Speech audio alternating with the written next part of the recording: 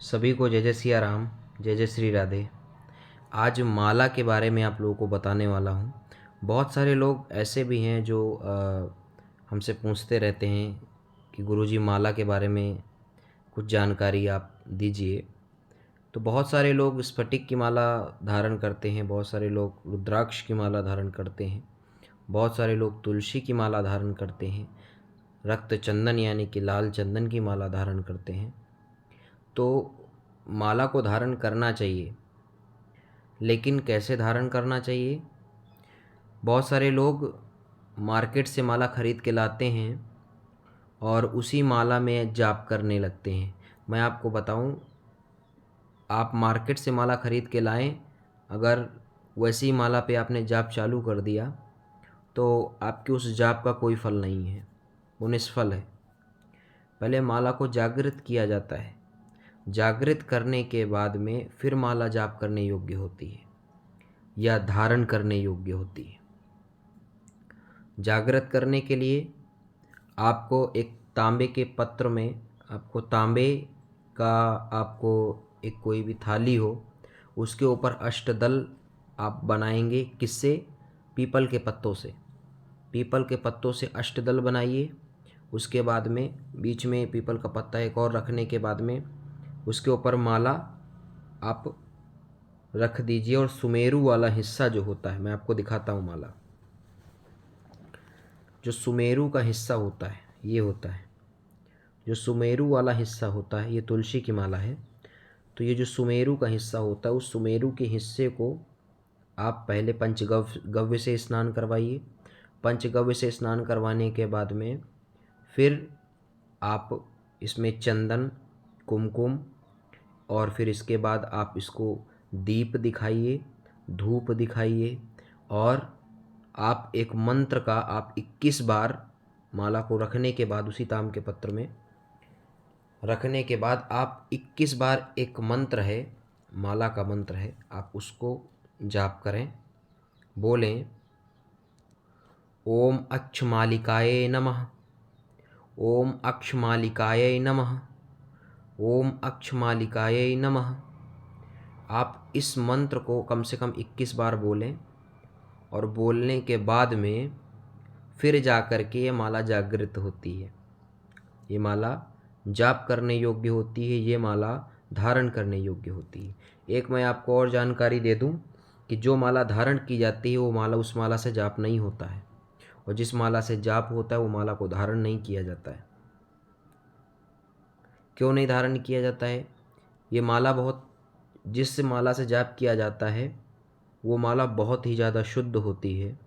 शुद्ध सब मालाएं होती हैं, लेकिन उस माला से हम धारण करने के बाद बहुत सारी ऐसी जगह जाते हैं जहाँ पर अशुद्धताएं हमको पता नहीं है, हम चले जाते हैं तो माला हमारे, देखो हमारा शरीर अशुद्ध हो जाता है। उस वजह से ये माला भी, उसी शरीर में पड़े होने की वजह से माला भी अशुद्ध हो जाती है, फिर बाद में उसी से जाप करते हैं, तो ये अच्छा नहीं है। इसलिए जिससे जाप होता है वो माला को आप, ऐसी गौमुखी होती है, उस गौमुखी के अंदर ही रखें और गौमुखी के अंदर में ही आप जाप करें। माला जाप करने का तरीका क्या है कि जो सुमेरु का हिस्सा होता है, उस सुमेरु के हिस्से पे आप ये वाली, ये दोनों उंगली, ये सबसे छोटी और अंगूठे के बगल वाली, ये दोनों उंगलियों को बाहर रखना है आपको, और सबसे छोटी वाली के बगल वाली उंगली के ऊपर आपको माला रखना है। और इसके बाद में बीच वाली उंगली और अंगूठे की उंगली से आपको माला खिसकाना है। आपको ऐसे ऐसे करके आपको माला खिसकाना है, आपको ऐसे ऐसे करके आपको माला खिसकाना है।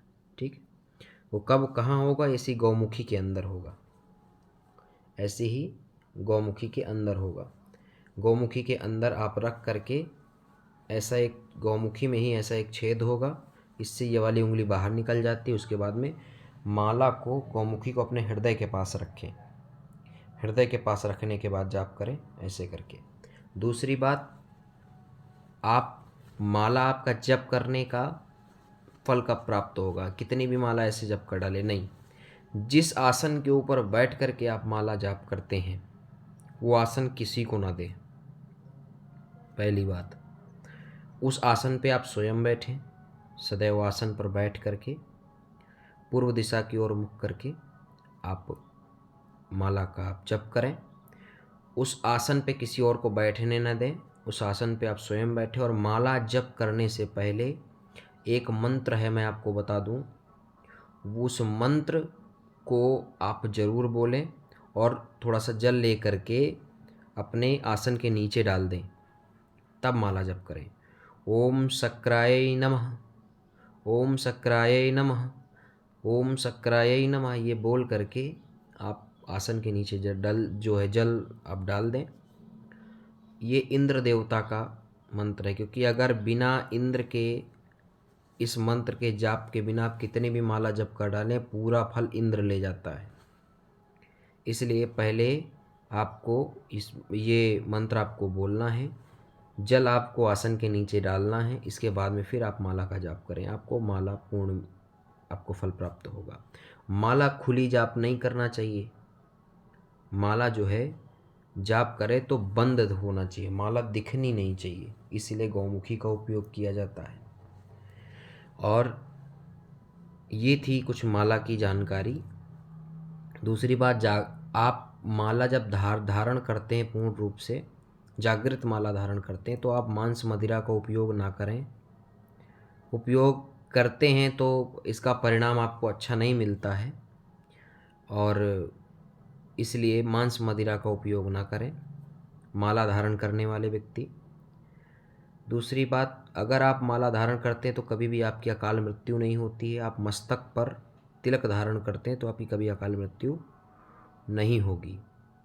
अगर आपकी मृत्यु के समय अगर आपके गले में तुलसी की माला है, रुद्राक्ष की माला है, रक्त चंदन की माला है, तो यमराज कभी भी आपको स्पर्श तक नहीं करेगा।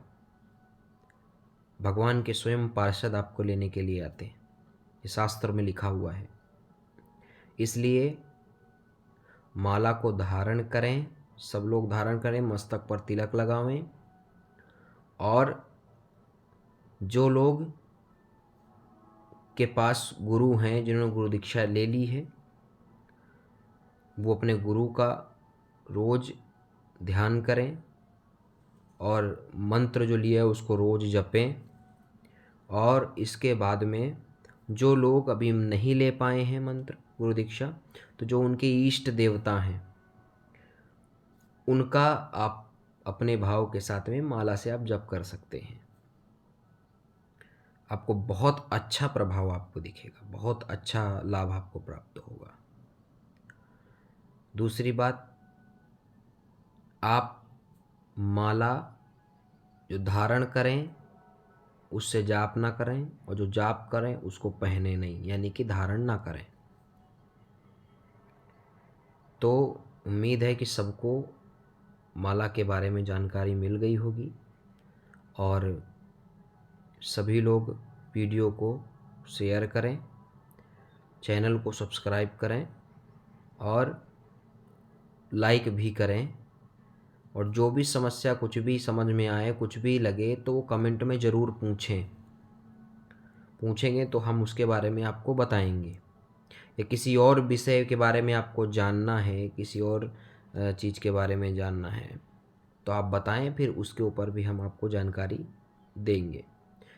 तो सभी को जय जय श्री राधे, जय जय श्री राम।